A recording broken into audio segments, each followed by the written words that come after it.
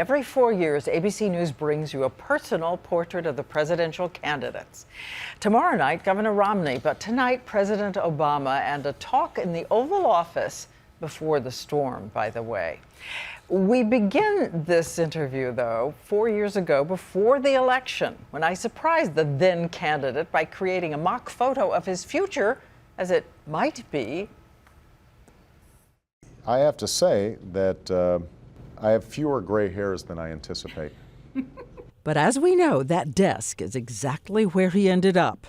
And he was right about the gray hair. Every morning, do you have something you say to yourself, or you're not a ritual kind of guy? No, you know, this walk never gets old.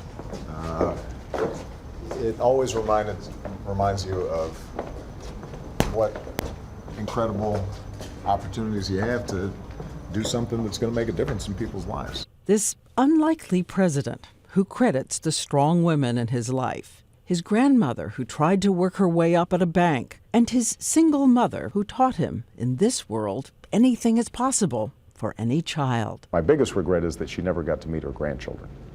She would just gobble them up. She died of cancer and never saw her son win an election.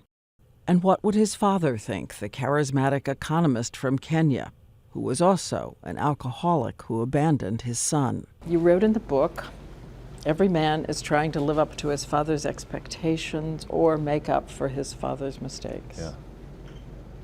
For you, both? Both, yeah. And that's probably why my family is so important to me. And in the Oval Office, behind the historic Resolute desk, his favorite pictures, including his wife, Michelle, who grew up in small rooms on the top floor of a house in Chicago's South Side, a working-class family who managed to send their daughter to Princeton.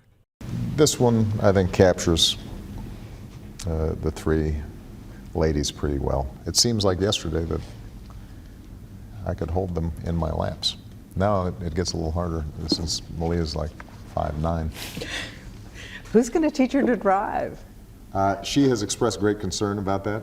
We're going to have to figure out the logistics of that, but I promised her that she will, in fact, be able to learn how to drive. And on the wall in the Oval Office, a portrait he requested.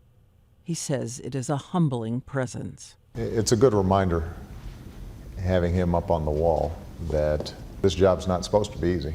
And whatever it is that you may be weighed down with, it doesn't come close to comparing to what he had to struggle with. Have you thought what you would say to any new president coming into this office? The only thing you carry into this office is a moral compass. And if you start making decisions based on what's politically convenient at the time, you will be lost.